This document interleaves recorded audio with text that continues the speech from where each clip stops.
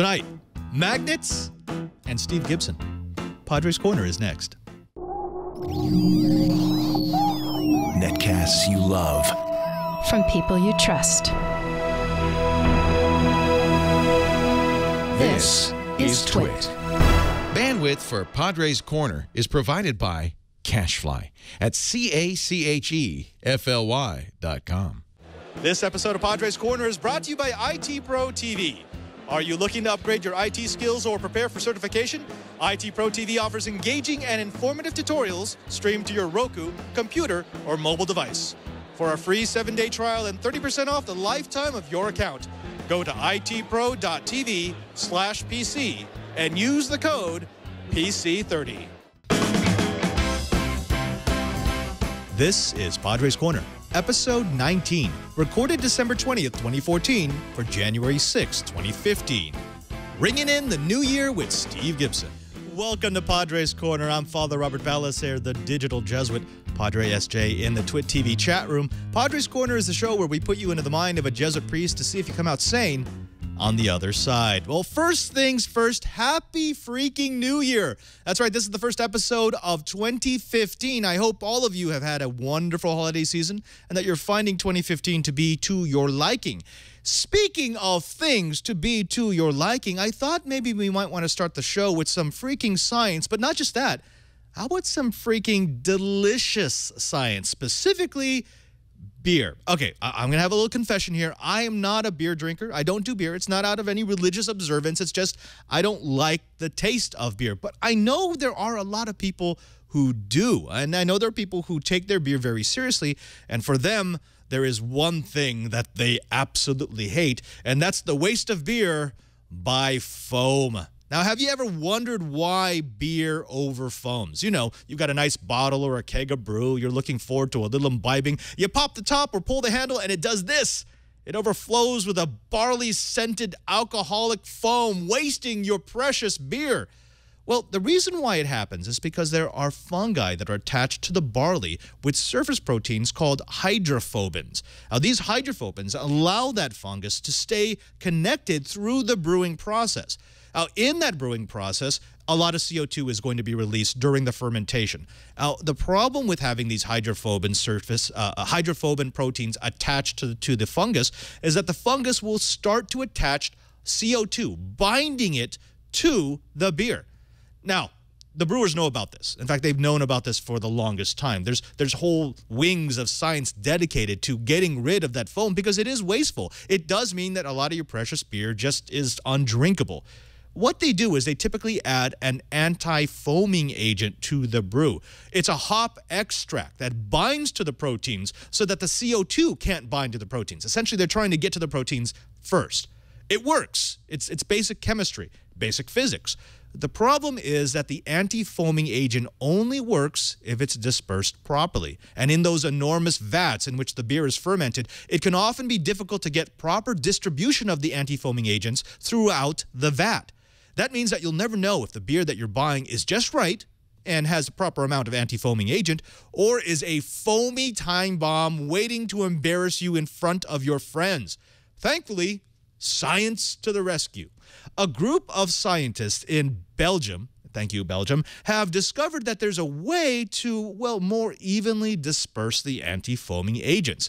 What they've discovered by experimenting with their own brews is that they can combine a magnetic field with that anti-foaming agent to hop infuse the malt in the magnetic field and thereby more evenly distribute the anti-foaming enzyme.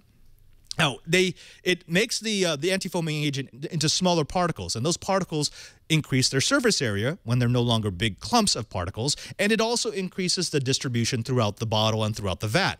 In fact, it was so effective that brewers using the process needed just a fraction of the anti-foaming agent that they did before.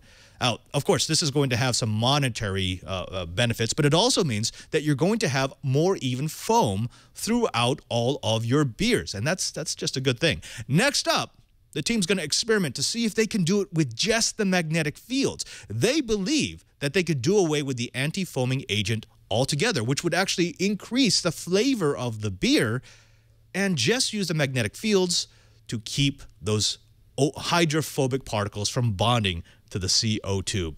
Who knows? But hey, maybe the next time you have a drink of beer, you can thank magnetism for keeping it from wasting on the bar floor.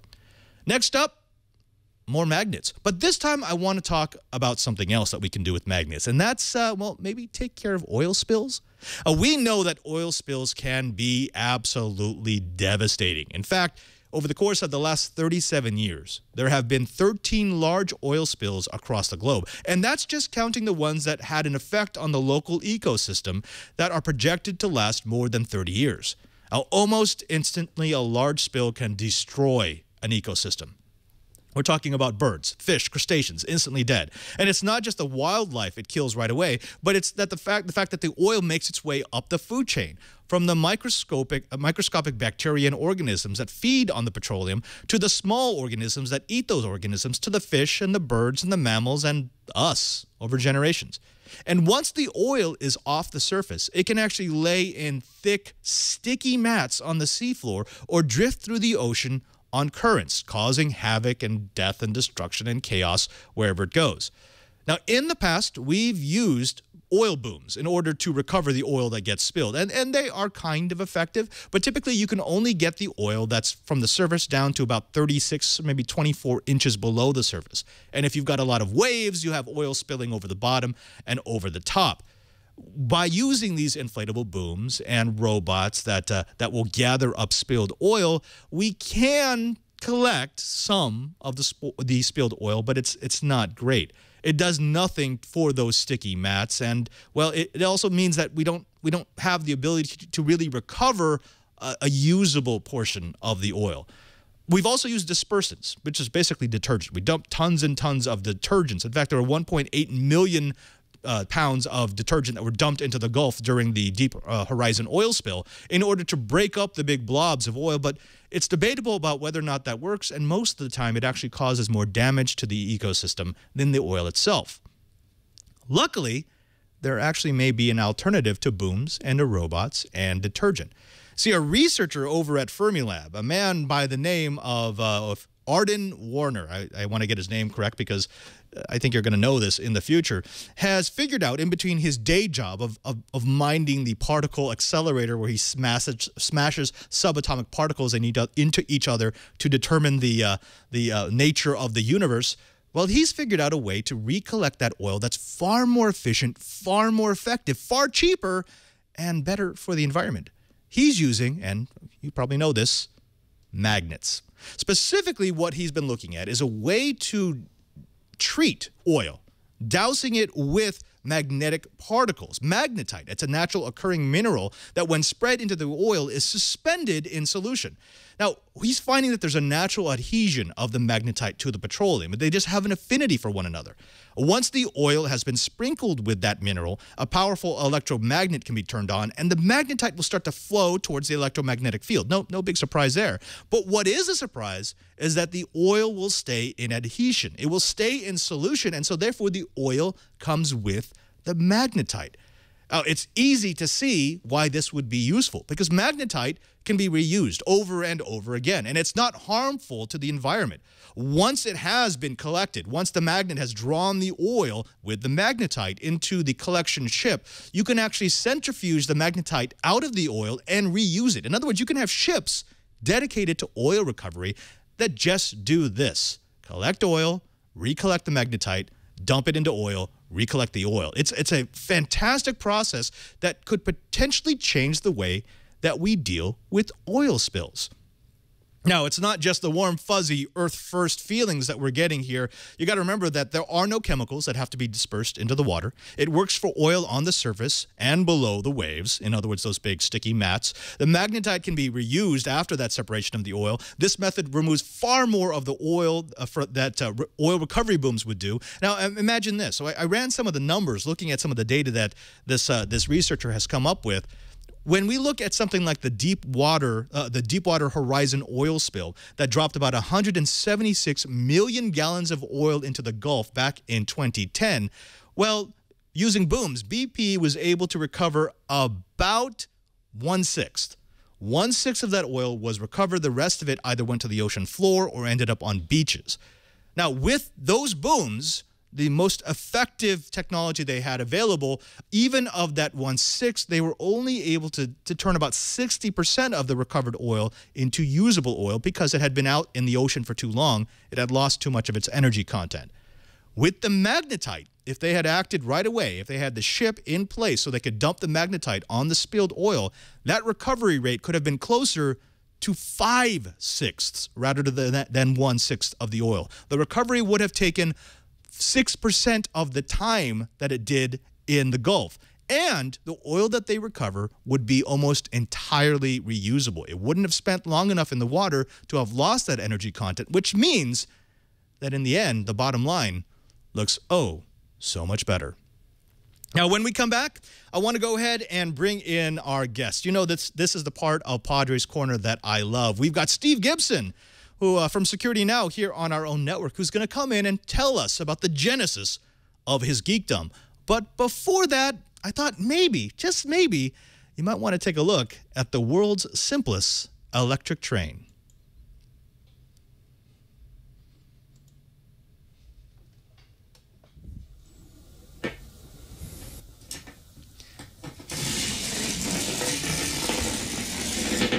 Now, this thing is incredible. Take a cylindrical battery with the positive terminal on one side and the negative terminal on the other side. You stack a set of permanent magnets on that battery, one set on each end, with the same diameter as the battery on each terminal, so that one part is positive, one part is negative. Now, you make this tube of copper wire, just a little bit bigger than the battery and the magnets, and you put in the train car that you just created. Now, between the sets of magnets, the power from the battery will charge the copper coil, creating a magnetic field. And that magnetic field will both push and pull on the magnets attached to the battery based on whether it's the positive or the negative pole of the electromagnetic field. And then you get this. I wish I had known this when I was a kid, because I would be playing with this forever and ever. This is probably science at its best. This is taking an incredibly simple part of science and turning it into something oh so cool. And you know what? I'm just kind of a fool for science. Hey, Padre, I'm sorry, we're going to have to cut in here. I'm here at CES 2015. This is PepCon, where we're taking a look at some of the best gadgets, some of the coolest electronics, some of the shiniest, blinkiest stuff you'll ever see. But before we go on with Padre's Corner, you know what? We want to take just a moment to thank the sponsor of this episode. Now, I know there are a lot of you who get a little worried that it's difficult to get into IT. I love IT. In fact, that was my first show on the TWiT TV network this week in Enterprise Tech. But it can be daunting. I mean, there's a lot of equipment, there's vocabulary words that you've never heard of, and there's a lot of people who seem to be very good at what they do without really explaining how they're doing it. Well, you could do what the experts tell you to do, get yourself an apprenticeship, just get the equipment, but it gets expensive and you never really know what it is you have to learn. And if you're a busy person, and I know you're a busy person because, hey, you watch TWiT TV, then you need to find a way to do all that in your schedule. Thankfully, we've got IT Pro TV. Now, what is IT Pro TV, you may ask yourself? It is a place to get your IT training in one place online. In fact, it looks just like TWiT TV because the people at IT Pro TV are fans of TWiT. They've got the same cameras, the same TriCaster, the same kind of chat room. They try to build up their audience just like we build up the TWiT TV army. Now, IT Pro TV is a video network that's dedicated exclusively to the world of information technology. Whether you're looking to jumpstart a career in IT or you're already working in the field, IT Pro TV supplements traditional learning methods in a fun and engaging way to maximize your learning and prepare you for certification. They offer hundreds of hours of content, with 30 hours being added each week. Their library includes video courses on Apple, Microsoft, Cisco, and more, including A+, CCNA, Security+, MCSA, CISSP, and Linux Plus. Their courses cover topics like network security, Linux and Windows OS X support for desktop servers, and more, but IT doesn't have to be boring. IT Pro TV hosts tell engaging stories and share personal experiences, which increases your retention. This is how you want to learn IT. Now, even if you're already studying with a book or some sort of course, well, that certification can be enhanced by IT Pro TV. It's a fantastic supplement to help you learn at your own pace. They include measure-up practice exams for your subscription so that you can, well, figure out where you are in the learning process. And you're going to get a virtual machine standbox. Remember what I said about buying all that equipment? Well, you don't have to. You could just use the interface to figure out how every bit and byte works. Now, you get all this all for one low monthly price because IT Pro TV wants you to learn. They include their daily updates and they've got new features monthly. It's comparable to the cost of a study guide and much cheaper than going to an IT boot camp. So here's what we want you to do. We want you to check out IT Pro TV/PC to upgrade your brain with the most popular IT certifications recognized by employers. You're going to get a free 7-day trial, and when you sign up using our offer code, it'll allow you to check out their courses, their live stream, and more completely free. Subscriptions are normally $57 a month or $570 for the entire year, but we've got a special offer. Because they're huge fans of TWiT, if you sign up now and use the code PC30, you'll receive 30% off your subscription for the lifetime of your account. That's less than $40 per month or $3.99 for the entire year. And once you reach your 13th month, they'll reduce your subscription rate even further, bringing the cost down to $24.95 a month or $2.49 for the entire year. So get yourself into IT today. That's itpro.tv/PC and use their code PC30 for a free 7-day trial. Try it now. Get into IT. Back to you, Padre. Ladies and gentlemen, I welcome to the show a man who actually needs no introduction. He's been our security guru on the TWiT TV network for so long. He's been someone who we all respect. I welcome Steve Gibson. Steve, thank you very much for coming on the Padres Corner. Hey, Padre, great to be with you. Now, I got to ask you, someone like you strikes me as someone who would either be coding or watching cool sci-fi movies on a weekend. What are you doing here on Padres Corner? Well, I'm responding to your request to come hang out with you for a while. Oh, that just tickles me pink. A lot of people know you from security now, and they know that you are the man when it comes to security. You do the research, you do the work, you understand the concepts, and you make sure that, well, you've actually looked at the data rather than just speculating. And I think that's one of the reasons why we've come to appreciate you so much. But I want to talk a little bit about Steve Gibson before he became our Steve Gibson. Where are you from? You know, I would say that the security aspect is mostly a function of applied technology. And it's really technology that is my first love. I mean, for example, that explains why I also have a hard disk drive recovery utility, which has been paying all my bills for a couple decades. It's, you know, again, it's the technology of hard drives that has nothing to do with security, but that was something I focused on in order to solve the problem. And it was when I was first connecting my company to the internet that I discovered all these C drives, Windows C drives, exposed to the public internet, that I thought, oh, what? How, you know, and I understood about Windows networking and you know, sharing drives and things in an intranet. And what I quickly realized was when people were hooking their computers to the internet, and this is before everyone had NAT routers, which gives us sort of a natural protection, that their systems were exposed. So I realized that when someone came to a website, the website was also kind of coming to them, and that I could create something that would show them, like, you know, they connect to my server, and I could probe their connection to see whether they were in danger with this, you know, exposed drive vulnerability, and thus was born Shields Up.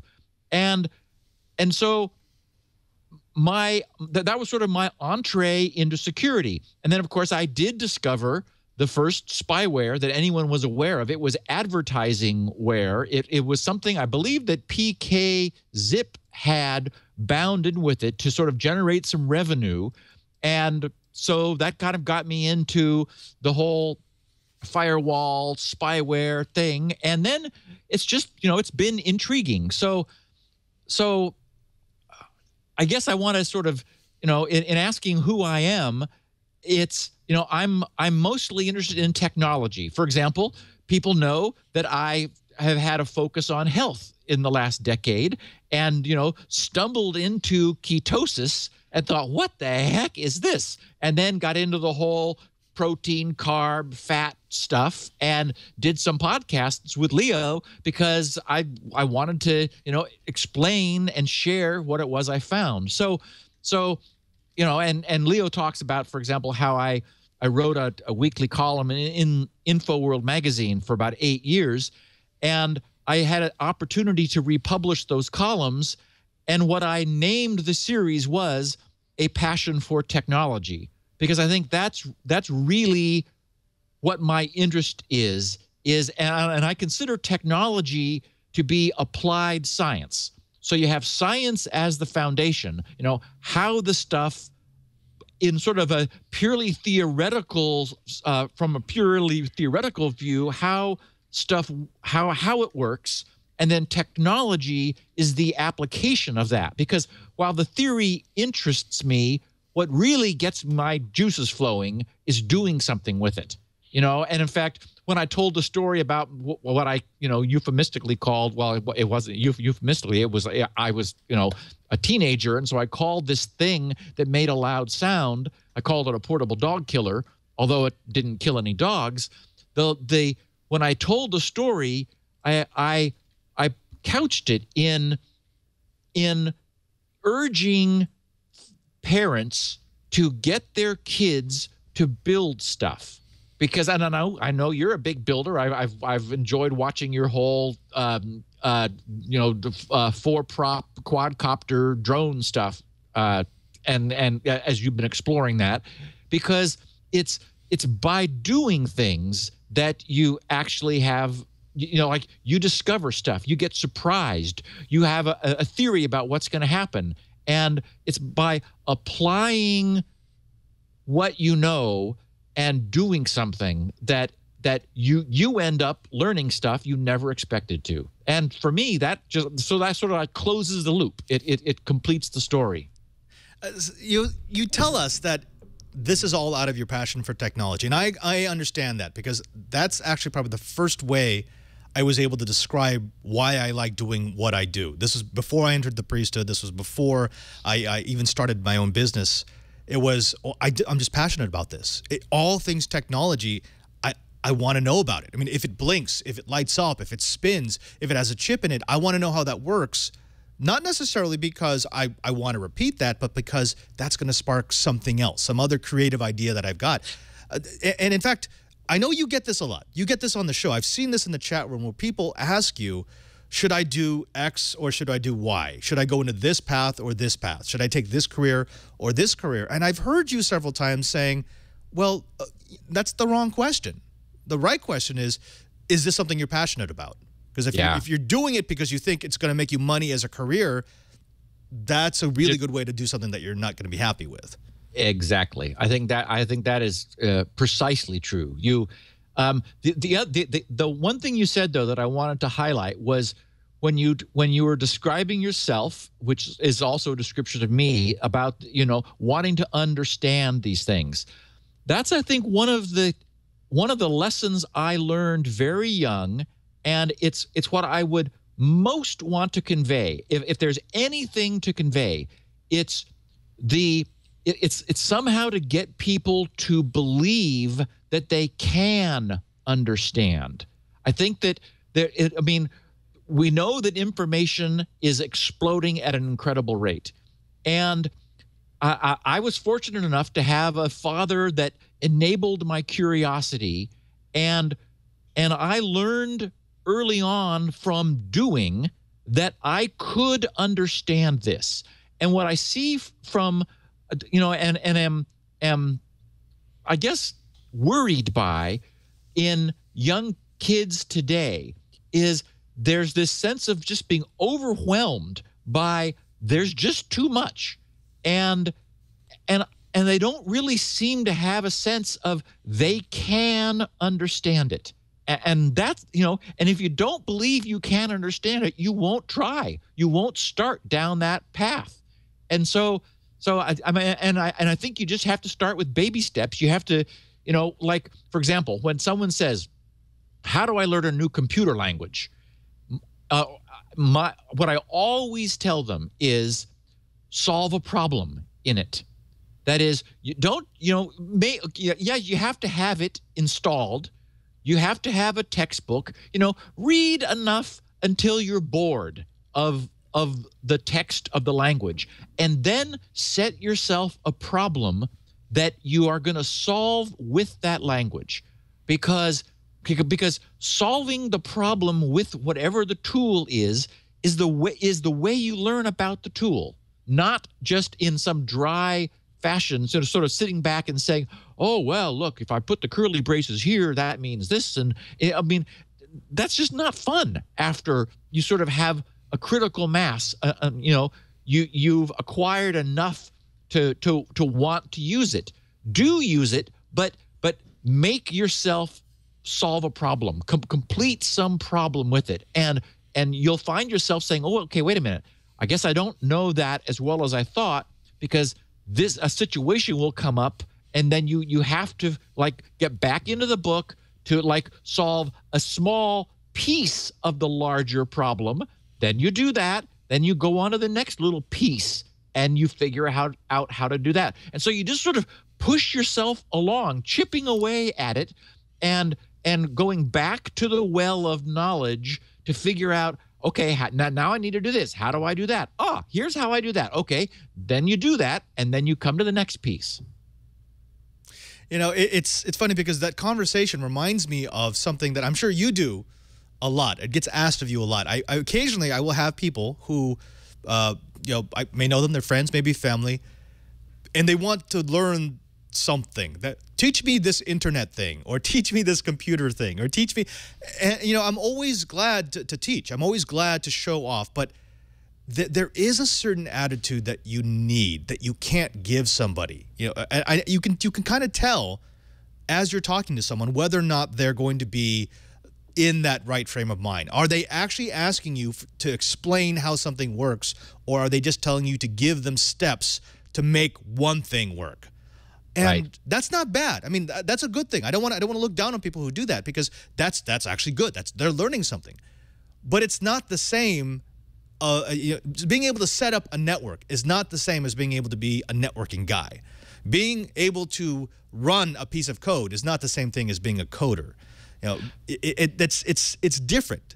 And the interest has to be sincere. Yes. So there are things I'm just not interested in. Like, I have a car, and I did completely disassemble my first car when I was 17 and put it back together, and it actually ran better afterwards. Whoa. I can't do that now. I disassembled my first car when I was 15. It did not go back together properly. Yeah, I actually had some parts left over, and I thought, oh, okay, I hope, but it seemed to work. I don't need this, right? This is extra. Today's auto is beyond. I know it's not beyond my understanding. It's beyond my interest in the investment I would have to make to understand it. So I can kind of put that to the side. There are people who I can pay who will, tune it up every 15,000 miles, and it just takes me where I want to go.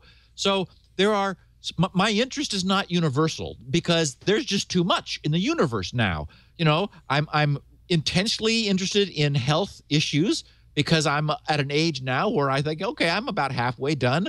I want to stay functional and useful as long as I can, and I'm convinced there are things I can do to help myself make that happen. And so that actually captures my interest. And then, of course, just living at this time with the evolution of the internet, with watching the repercussions from the Snowden revelations, watching what we will see as repercussions from the massive Sony information hack, and how that changes the industry. We're living in a fabulous time right now. And so I'm happy to be participating in that. So the other thought I had when you were talking about your interests is the idea of a hobby, because many things that people do are under deadline. Typically things they're not doing for themselves, they're doing them for others, have pressure and speed requirements and deadlines. But when you think about a hobby, the feel of a hobby is something that relaxes you, that you do because you want to, and you do it not because you are in a hurry to finish, not because you want to be done, but because you really enjoy the process. And that's another key aspect, I think, of enjoying what you do. I've been fortunate enough to build a life where what I do during the day is a hobby. I mean, I love what I do to the point that it's a hobby. And thanks to the fact that I am my own boss, there's no pressure on me. It infuriates the rest of the world who want SpinRite 6.1 that I say, well, I got to go do squirrel for a while, but I'll come back. But, I have the advantage of being able to spend my time the way I want and to love the process. Unless I finish, then I've wasted my time and everybody else's who's been waiting for me. So I recognize I need to finish these things, but I guess what I would say to people is if you cannot support yourself doing what you love, then find something you love and consider it a hobby. Use it. Spend an hour or two in the evening and maybe your weekend days when you can, pushing something forward where there's not a deadline, where you don't have to be in a hurry, where you can take the time to research it and dig into it and use it as an opportunity to bring more knowledge and enrichment to your life, and probably create something in the process. Every once in a while, it strikes me that we know a lot of people on the Twit TV network who are doing for pay what they would do if they weren't getting paid for it. Yeah. It's something that they really enjoy. And that's something special. And you know what? I hear what you're saying, but I don't think a lot of people get that. I think a lot of people, the thing that they love, they get to do on the weekends when they're not doing the thing that they have to do for money, for work. A little bit sad, but it's not a great tragedy. Let me ask you this. I want to back up even further, because all of this is coming out of your passion for technology. All of this is coming out of your interest for figuring out how things work and how we can make them work and how we can change how they work. What do you remember? What was the first project that you worked on? The first electronics kit, the first thing that you did where you made something that had not been there before? I mentioned my dad before, who had a degree in engineering from UC Berkeley and understood physics and mechanical engineering and, the way a lot of things work. And something made me curious, so that because I remember so many times saying, Daddy, how does this work? And he couldn't resist, first of all, saying pretty well, which really wasn't what I was looking for. And then when he would look at, see how annoyed I was, he would, sometimes tell me, or sometimes, because he just sort of he was a teaching father, he would recognize the value of me figuring it out or finding it myself. And there's a photo that he took of me that I cherish. I think it's on my resume page at grc.com, grc.com/resume.htm. It's a picture of me before I was the age of 5. So I was 4 years old, sitting at a picnic table in our backyard in Northern California with a dry cell battery. I think it was a 6-volt dry cell, and knife switches. And the beauty of a knife switch is that it's exposed. I mean, you can move the lever and see the how the the copper bar slides into the copper connection. Yep, there I am. And so it makes it so clear what's happening. And so I was wondering why you couldn't just use one wire to go from the battery to the little light bulb there in the little ceramic light bulb socket.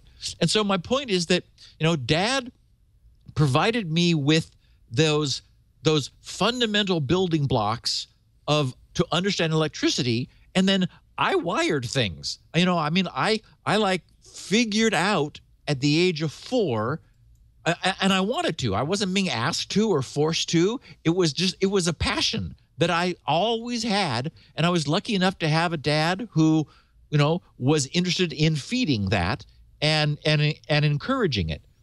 And I remember growing up, the thing I heard over and over and over as a child was, how'd you learn that? Who taught you that? And, because kids my age didn't know the things that I knew because they weren't, they were playing softball and I was reading books. So, this is the result. Geeks of the world unite. Exactly. The same one. People would make fun of me because I actually enjoyed reading the encyclopedia and I enjoyed staying in and playing with batteries, and they couldn't figure that out. I was just curious. It was just a burning curiosity. It's Steve, obviously your father had a huge impact on you, and I mean that's fantastic. The fact that he fostered that.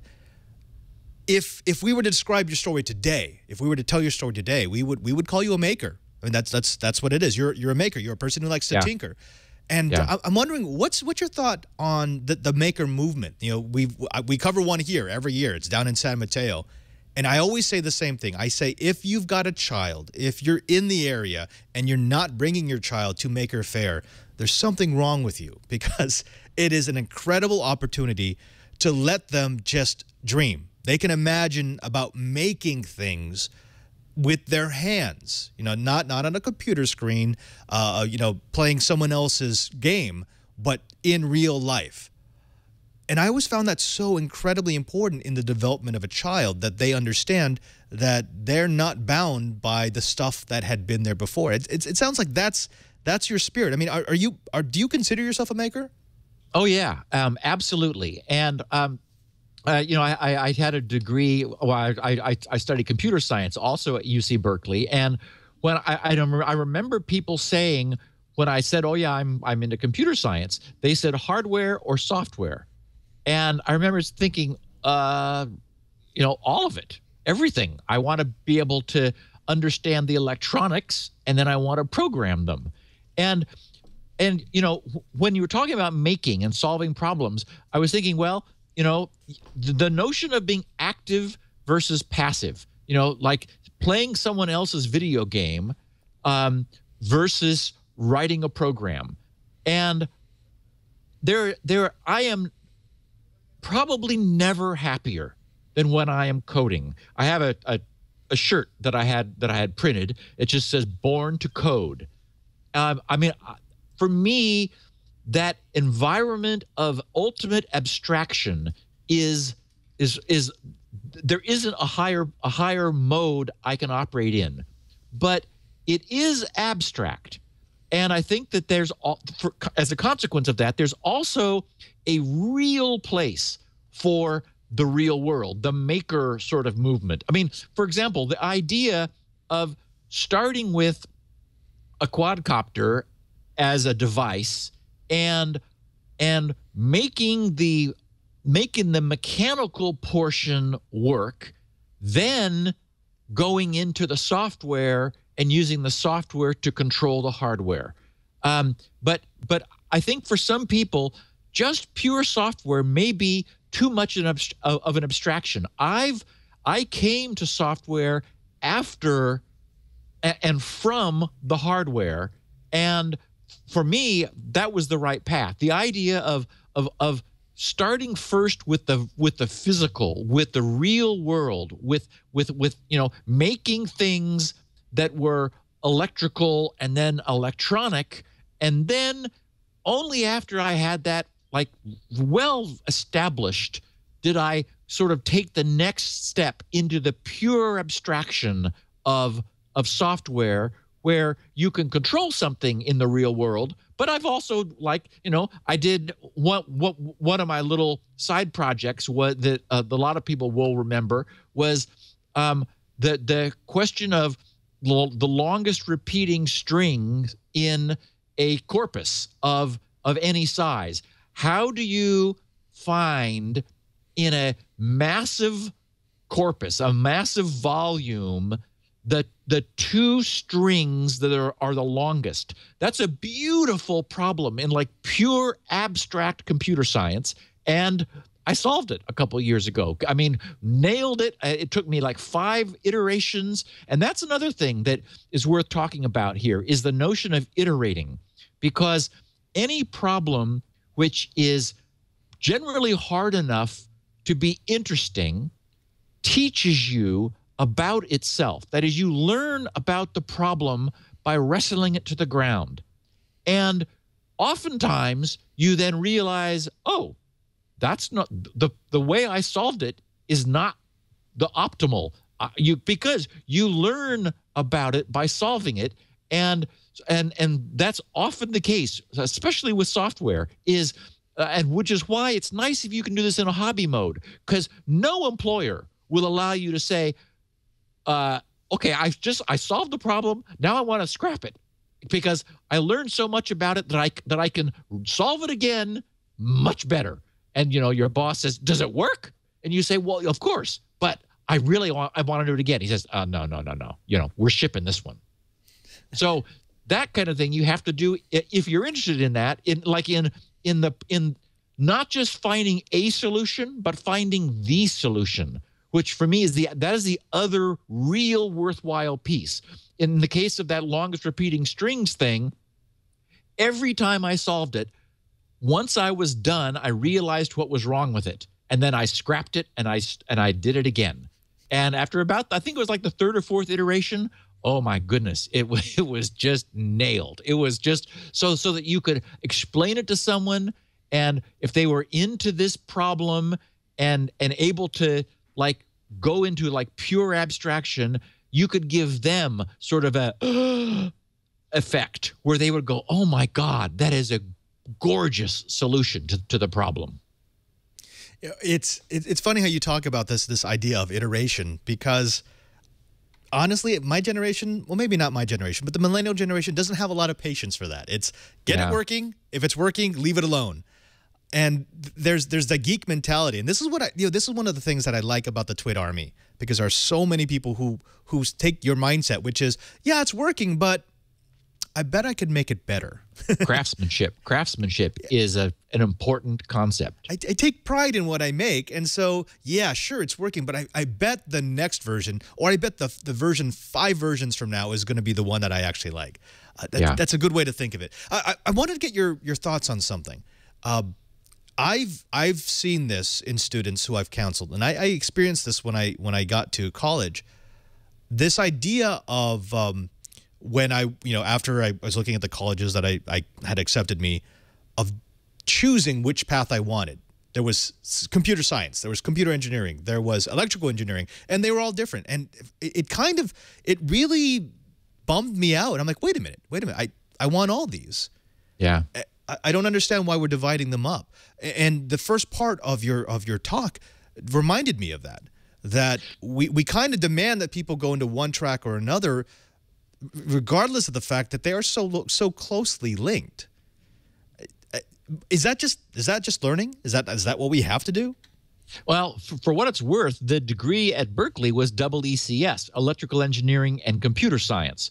So Berkeley understood the deep connection. And so, as a freshman, you take chemistry and physics and all the prerequisites, but it was both computer science, software, and hardware all the way along. So there was a curriculum that did understand that these two were inseparably wed. But, that was right for me. I certainly know a lot of computer science people who are really good at implementing solutions in software who know nothing about the electrons. That's, I think, entirely fine. I have just, I guess maybe it's because for me, I started with, technology pre-computer. There were not computers. I mean, okay, yeah, maybe big walls of tubes in some faraway university that I had no access to, but so my start was with electricity that then moved to electronics, and so I had a foundation in hardware because at the time that's all I had access to. And the moment I saw a computer, I was 14 and I was told about one when I was in high school. And, in fact, these blinky lights that are behind me are a recreation of the DEC PDP-8 that was the first machine that I ever saw. And I mean, I fell in love with it because here was sort of soft electronics. It was still electronics, but of course you could control it with a level of abstraction that I had never seen. And of course, we now have things like programmable logical arrays and FPGAs, where you're able to combine the hardware. You're able to softly design hardware in a chip, and that's actually that's like on my bucket list. I've never had an occasion or need to mess around with field programmable gate arrays, but oh my Lord, I think I could lose myself completely there, because there you're talking about, again, soft programmed hardware at a level which is back to the basics of hardware to a much greater degree than you find in software. And there's all kinds of cool resources now for messing around with field programmable gate arrays. I grew up, I started doing my dumpster diving and working with punch card computers. But it was a transition from punch cards to magnetic tape. So that's about as far back as I go. That was my early days of just throwing stuff together. You're before punch cards. You saw hardwired tubes, right? Yeah, yeah. So, I saw punch boards where you had a slab that was a grid of holes, and there's a sequencer that is going to run a charge through these wires in sequence, and so you plug this punch board together in order to cause it to do things that you want. and actually that's what you would do. I mean, I remember I got a junk computer, and the way that you would program it is it had a string of 16 switches, so you could do 2 bytes at a time, and you would flip the switches on or off, and you had a manual that you had written down your notes on what you had to do, and then you would commit it to memory, and then you would do the next 2 bytes. Yep. I had so much fun doing that, but the first time I had a keyboard, it just blew my mind. I was like, wait a minute, Yeah. what am I doing now? Where are the switches? A little bit different. Yeah. Steve, let me ask you this.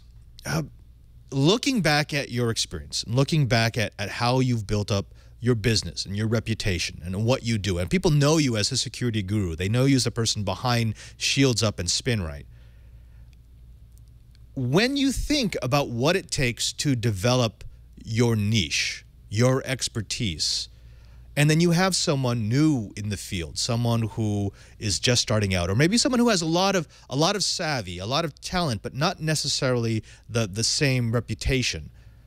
Aside from telling them to follow their passion, what other advice can you give them? I mean, to find something that they're incredibly good at, or just to keep working at it until they are incredibly good at something? That question feels like segues perfectly into an experience that I had as an employer, because at one point I thought my path was to build a company to multiply, my ability to implement things. I decided, no, I am the world's worst manager. So, I learned that's not right for me, but it was a lesson I had to learn by trying. So at one point, Gibson Research was, I think we had 30-some people, and about half were R&D, half were coders and programmers. What I found was the most useful employees I had were hobbyists. They were people who had been building things and tinkering, and this was not something, a degree they chose from a checklist of what do you want to become, when their high school counselor said, well, you better choose now because you need to write something for your college application and then choose a path. These were people who knew their path the way I did. And it wasn't that I was choosing them because they were like me. I found they were by far the most effective people. They could solve actual problems. You just drop them into something and they could swim. They knew how to do this because they had been. And so I really do believe there is something to this notion that it takes what is it? There was a book written about like 20,000 hours of investment. I don't even remember if 20,000 was the number, but the notion being that it just takes time to acquire true expertise in something. And the earlier you start, the sooner you reach that level where you can be truly useful to yourself and thus probably to somebody else. Wow. And that's one of those things that I think, again, we don't have a whole lot of patience for. That's not the answer people want to hear if they ask you that, by the way. They want you to say, oh, no, this is the next big thing. Study that. Go figure. Plastic. Let's geek out a little bit because, again, I have great admiration for you, and it's so much fun to be able to talk about how you got into the craft. I think we've talked a little bit about the first computers that you had access to and how you fell into your business, how you studied up, how you were able to build up the reputation that you have now. But what are the things that most excite you? And I'm not going to let you use field programmable arrays because we'll talk about that later. But what are the technologies, what are the movements that you think are going to play off?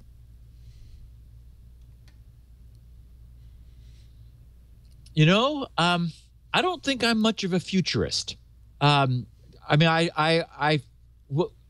you confront me with a question, I realize I'm unprepared to answer it. I mean, truly, because I'm about application. I'm not about dreaming. I'm about applying. And so the things that excite me are what I can actually do. I mean, everyone who listens to the podcast knows that I am a sci-fi fanatic. I mean, so there is a complete other world that I love that is completely unreal, that uses technology we don't have. I mean, so I'm a dreamer that way, but I don't think there's anything in between. I mean, I was just recommending to a friend of mine who I had breakfast with this morning, who had never seen the movie Particle Fever, this fabulous documentary about the Large Hadron Collider in Europe. The bridges France and Switzerland. I mean, if anyone listening to this has never seen Particle Fever, you have to. It's on Netflix and iTunes, and you can find it. It is a fabulous documentary. I saw it when it was in the theater, in a little cheesy art house theater, because they're the only ones who would run it. And the friend I have an elderly neighbor friend of mine. He and I went, and as we were walking out of there, he said, "Well, that was the best $6 I ever spent in my life," and it was a $6 matinee. So that I'm interested in that next stuff. I've talked about supercapacitors and how I love the idea of storing energy in an electrostatic form rather than an electrochemical form, which of course is batteries versus capacitors. So there are technologies that interest me, and of course now everything is going maybe nano and what's the graphene And so I look at those things and I watch them and I'm interested in them, but what winds me up is stuff I can actually do. When I stumbled into ketosis and I realized that I had acetone I was exhaling, I built something called the keto flute, which you blew into and it would measure the level of acetone in your breath, because I was able to take, my existing understanding of electricity and electronics and microprocessors and leverage that into a device that was useful to me. And so, wrestling this stuff to the ground, applying, it's why I think kids today are so fortunate, because, I've said to other of my peers, can you imagine being a kid now with all of this incredible technology available? You can go to digikey.com and click on a few things and they arrive in a couple days and you can build something. And phenomenal levels of technology are available incredibly inexpensively.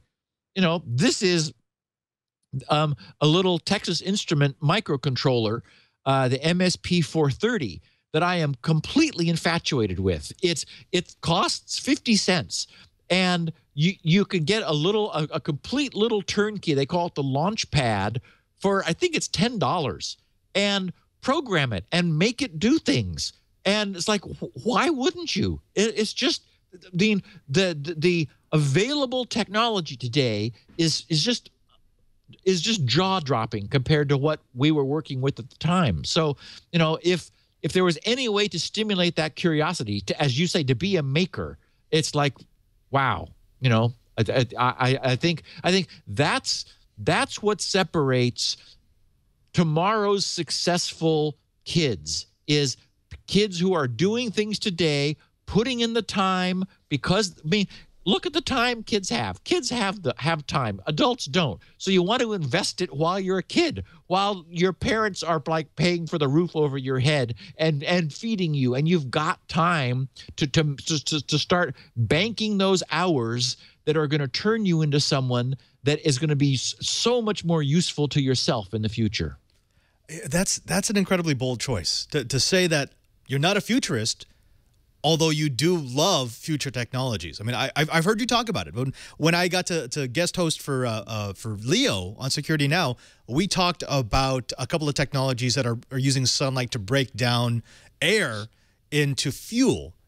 Right. And that was awesome. But I like what you say in that you don't have to be a futurist. Look around you and realize that the technology and the options that surround you, you can build something incredible. There's no need to dream about a sci-fi future when you're kind of living it right now. And that's absolutely right. I think I forget that a lot. The fact that I'm always looking at the horizon for what might be coming. Oh, this new thing is going to be incredible. And yet the projects that I've just been doing on Know-How with quadcopters, the flight controllers on those, which I can now buy for about $10 a pop, the components on those flight controllers, those didn't exist 5 years ago. And when after they started existing, they were so expensive that only major industrial applications could have it. And now I can buy a barometer that I can use to maintain altitude on a craft for about 2 cents. Right. You're right. You're absolutely right. We live in fascinating times if you're a maker. Right. Wow. Steve, I want to thank you so very much for talking to us. This has been an absolute pleasure. I love it. I won't say I like it when Leo's gone, because I like having him around the studio and he guides us and everything. But I like it when he goes on vacation, because it does mean that I get to talk to you on Security Now. And you're a great co-host for Security Now. It is so much fun. Just to see someone speak so passionately about some of the things that I think people should be passionate about, that's always a treat. Could you tell the people at home? Obviously, they know where they can find you. They're going to find you on grc.com. They're going to find you on your Twitter address at sggrc if they want to follow you and figure out what you've been working on. But is there anything else that you need the Twitter Army to know about? going into the new year? Projects that you're working on, things that you think they should know about what you do when you're not on the stream. I've spent the last year of my life, most of it. I mean, there have been some diversions here and there. You know, Google plays games sometimes that I have to respond to. I've spent the last year of my life working on this thing called Squirrel, SQRL. And I will be demoing it during our New Year's event in a couple of weeks. And when you see it work, Squirrel replaces usernames and passwords. It blows the FIDO effort, which is sort of its competition, away. And when you actually see it work, you cannot believe that it is secure, and it is, because it's based on state-of-the-art crypto and a firm foundation. You know, in the wake of the Sony massive breach, there's been all this talk about, oh my God, you know, we need better security and passwords. People had like files called passwords that had all their passwords in them. Squirrel, it's been a passion for me. I suspended the work on SpinRite 6.1 because I thought I had to do this. I saw what the technology would enable, and it'll be finished in a couple of weeks. I'll demonstrate it, and then it's a matter of seeing whether it gets adopted. But it is a secure replacement for usernames and passwords. And I expect that while I return to SpinRite 6.1, I'll be spending 2013 working to evangelize and spread the word on this technology. Anyone who uses it will say, okay, why isn't everyone using it? Why is anyone not using it? So that's my message for 2015, where I'm heading for next year as I finish working on returning to SpinRite 6.1. That's yet another reason for people to catch our New Year's footage, because if you're going to be demonstrating Squirrel, that's something that the audience for Security Now, and actually any of our security-related programs, have been waiting for. Getting rid of the old, obviously dead, obviously broken authentication schemes. I can't wait. I'll be tuned in. I gave a presentation in Las Vegas, which will be the content of next week's Security Now podcast, because they recorded it. DigiCert did at a security conference at the beginning of November. And of course, the audience is even broader, because as I was standing there looking out at this group of people, some of them were interested in specifically what I was talking about. But I said to this audience, who is not somebody who needs to authenticate on the internet? Who here doesn't log into websites? Everyone logs in to websites. So it's not something, you know, that is specifically of interest to security people. I would argue it's of interest to everybody who has ever touched or will touch the internet. So I think 2015 is going to be a great year. I can't wait. Again, Steve Gibson, grc.com, our security guru. Catch him on Security Now every Tuesday at you're 1 o'clock, right? 1 o'clock. 1 o'clock. If you're not watching Security Now, there's something wrong with you. Until next time, Mr. Gibson, I thank you for being on Padre's Corner. Happy New Year. It's my pleasure. Thanks very much, Padre. Now, folks, this is the end of this episode of Padre's Corner, but we're going to have many more. This is the brand new year. This is the 2015 start to what we're going to have in this series of podcasts. I want to bring in more guests. I want to bring in more specialists. I want to bring in the people that you want to hear from. So make sure that you drop by all the different places that you can subscribe to the show and give me feedback. Of course, that's going to start with our show page. Go to twit.tv/Padre. You'll see all of our back catalog, and you'll also find a place where you can automatically have every episode of Padre's Corner downloaded to the device of choice, so you never miss any of the Padre's Corner goodness. Also, don't forget that you can follow me on Twitter. Go to twitter.com/PadreSJ. There you'll find not just what I'm doing on the Twit TV network, but what I do when I'm not broadcasting, or when I'm not playing with quadcopters, or when I'm not making fun of North Korean dictators. It's, again, all part of the fun of being part of the Twit Army. Don't forget that I do other shows here on the Twit TV network. On Mondays, you can find me for This Week in Enterprise Tech, 2:30 Pacific time. On Tuesdays here for Padre's Corner at 7:30 Pacific time. And on Thursdays, twice, you'll find me for Know How at 11 o'clock with Brian Burnett, where we go through some of our projects so you can take home and be a maker, be a builder. And then at 1:30, we do the software side, Coding 101. And we've got some special episodes planned that cross over between Know How and Coding 101 so that you can do both the hardware and the software. It's going to be a great year. Until next time, I'm Father Robert Ballecer. I thank you for joining us. This has been Padre's Corner, and you've come out sane on the other side.